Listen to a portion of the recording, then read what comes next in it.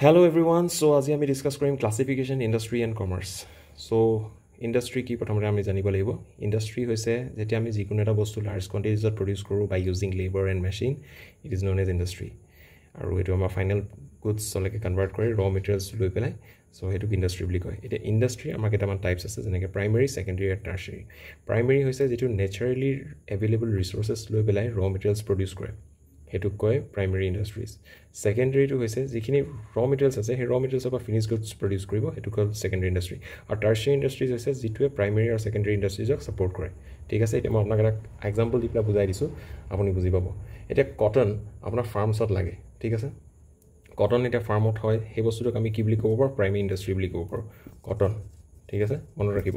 তাৰপিছত 2 নম্বৰ কথাটো, এতিয়া সেই কটনখিনিকে যদি আমি ফেব্ৰিকলৈ কনভাৰ্ট কৰোঁ এটা বেলেগ ফেক্টৰীত, মানে সেই ৰ মেটেৰিয়েলটো লৈ পেলাই আমি যদি এতিয়া ফেব্ৰিকলৈ কনভাৰ্ট কৰি দিওঁ এটা বেলেগ এটা ফেক্টৰীত, সেই বস্তুটোক হ'ব ছেকেণ্ডেৰী ইণ্ডাষ্ট্ৰি।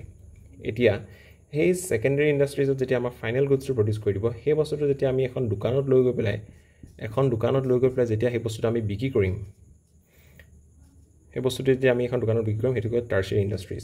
আৰু তাতে যেতিয়া এডভাৰটাইজিং কৰা হ'ব, সেইটোকে কয় টাৰ্চিয়াৰী ইণ্ডাষ্ট্ৰিজ। ঠিক আছে, টাৰ্চিয়াৰী ইণ্ডাষ্ট্ৰিজে নৰ্মেলি কি কৰে? আমি প্ৰাইমেৰী ইণ্ডাষ্ট্ৰিজ আৰু ছেকেণ্ডেৰী ইণ্ডাষ্ট্ৰিজ যিখিনি বস্তু প্ৰডিউচ কৰে সেইটোক ছাপৰ্ট কৰে, সিহঁতি ছাপৰ্টছ কৰে।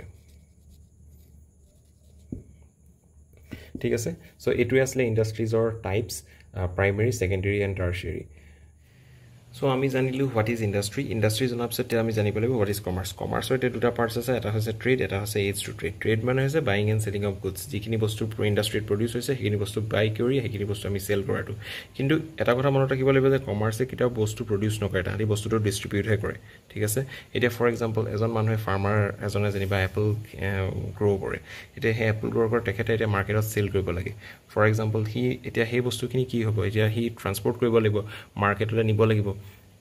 তাৰ যিখিনি মানে এপলছ আছে সেইখিনি তাৰ গাঁৱৰ পৰা ফাৰ্মৰ পৰা সি নি পেলাই মাৰ্কেটলৈ নিব লাগিব। তাৰপিছতে সেইখিনি বস্তু কাষ্টমাৰক চেল কৰিব লাগিব। তাৰপিছত আকৌ বেংকে তাহাঁতক সেই পে'মেণ্ট ছিষ্টেমটো তাহাঁতক হেল্প কৰিব।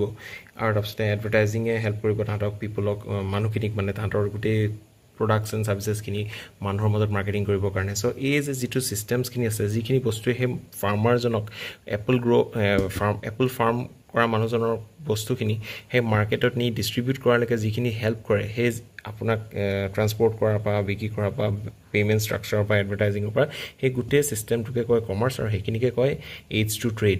সেইখিনিয়ে ছাৰ্ভিচেছ যিখিনি ট্ৰেডটো মানে হ'বৰ কাৰণে এটা স্মুথ প্ৰচেছত যাতে কণ্টিনিউ হয়, সেইটোকে যাতে বস্তুটোক ফুলফিল কৰিবৰ কাৰণে এটা স্মুথ প্ৰচেছত যাবৰ কাৰণে যিটো ছিষ্টেম, সেইটোকে কয় এইডছ টু ট্ৰেড। চ' এতিয়ালৈকে আমি যিমান ইণ্ডাষ্ট্ৰি আৰু কমাৰ্চৰ টাইপছকেইটা বুজিবলৈ চেষ্টা কৰিলোঁ, এতিয়া গোটেইখিনি যদি মই আপোনাক এটা চিম্পল ডায়েগ্ৰামৰ ভিতৰত বুজাবলৈ চেষ্টা কৰোঁ, তেতিয়াহ'লে এইটো হ'ব ডায়েগ্ৰামটো। ঠিক আছে, মই প্ৰথমতে কৈছোঁ আপোনাৰ ইণ্ডাষ্ট্ৰি 3টা ভাগ থাকে, প্ৰাইমেৰী, ছেকেণ্ডেৰী এণ্ড টাৰ্চিয়াৰী। কমাৰ্চৰ trade, home trade, foreign trade, আৰু এইডছ টু ট্ৰেড মই যিটো ক'লোঁ, এইডছ টু ট্ৰেড মানে সেই ট্ৰেডক ছাপৰ্ট কৰে। ট্ৰেড মানে কি? Buying and selling of goods. সেই বাইং এণ্ড চেলিংটো কেনেকৈ ছাপৰ্ট কৰিব? এইডছ টু ট্ৰেডে ছাপৰ্ট কৰিব through transport, banking, insurance, advertising and communication. Communication কেনেকৈ ছাপৰ্ট কৰিব? ফাষ্ট এণ্ড ক্লিয়াৰ কণ্টেণ্ট, মানুহৰ লগত আপুনি কমিউনিকেট কৰিব পাৰিব ইজিলি, তাহাঁতৰ কিবা কুৱেৰি সুধিবলগীয়া থাকিলে আপোনাক সুধিব পাৰিব। এডভাৰটাইজিঙে কেনেকৈ সহায় কৰিব? বাই ক্ৰিয়েটিং এৱেৰনেছ, আপোনাৰ প্ৰডাকশ্যন ছাৰ্ভিচেছটো যি আছে মানুহৰ মাজত এৱেৰনেছ কৰিব।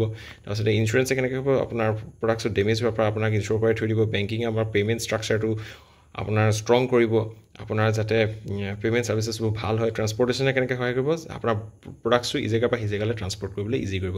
ট্ৰেড এতিয়া ফৰেইন ট্ৰেড আৰু হোম ট্ৰেড। হোম ট্ৰেড মানে যিটো আপোনাৰ নিজৰ কাণ্ট্ৰিৰ ভিতৰত হৈ থকা ট্ৰেডখিনি কয় হোম ট্ৰেড, আৰু যদি আপোনাৰ কাণ্ট্ৰিৰ বাহিৰত যদি কিবা ধৰণৰ আপোনাৰ ট্ৰেড হৈ আছে, তেতিয়াহ'লে সেইটো হৈ যাব আপোনাৰ ফৰেইন ট্ৰেড। চ' ইণ্ডাষ্ট্ৰি আকৌ এবাৰ কৈ দিছোঁ, ইণ্ডাষ্ট্ৰি কি হৈছে? আপোনাৰ যেতিয়া এটা ৰ মেটেৰিয়েল লৈ পেলাই আমাৰ ফিনিছ গুডছলৈকে প্ৰডিউচ কৰে, সেইটো কয় ইণ্ডাষ্ট্ৰি। ইণ্ডাষ্ট্ৰি 3টা ভাগ আছে, এটা প্ৰাইমেৰী, ছেকেণ্ডেৰী, টাৰ্চিয়াৰী। প্ৰাইমেৰী হৈছে যিটো নেচাৰত এভেইলেবল থকা ৰিচোৰ্চেছখিনি লৈ পেলাই ৰ মেটেৰিয়েলটো প্ৰডিউচ কৰিব, যেনেকৈ এগ্ৰিকালচাৰ, মাইনিং, ফিচিং, এনেকুৱা ধৰণৰ বস্তুবিলাক প্ৰাইমেৰী ইণ্ডাষ্ট্ৰিজত পৰে। ছেকেণ্ডেৰীটো হৈছে যিখিনি ইহঁতি প্ৰডিউচ কৰা ৰ মেটেৰিয়েলটো ইউজ কৰি ফিনিছ গুডছলৈ প্ৰডিউচ কৰিব, যেনেকৈ কটন লৈ পেলাই আমাৰ ক্লথ প্ৰডিউচ কৰিব, উড লৈ পেলাই ফাৰ্নিচাৰ প্ৰডিউচ কৰিব। চ' এইটো হৈছে ছেকেণ্ডেৰী। আৰু টাৰ্চিয়াৰী হৈছে এই প্ৰাইমেৰী আৰু ছেকেণ্ডেৰী ইণ্ডাষ্ট্ৰিক যেতিয়া ছাপৰ্ট কৰিব, সেই ছাপৰ্ট কৰে টাৰ্চিয়াৰী ইণ্ডাষ্ট্ৰি। টাৰ্চিয়াৰী কেনেকৈ ছাপৰ্ট কৰিব আমাক?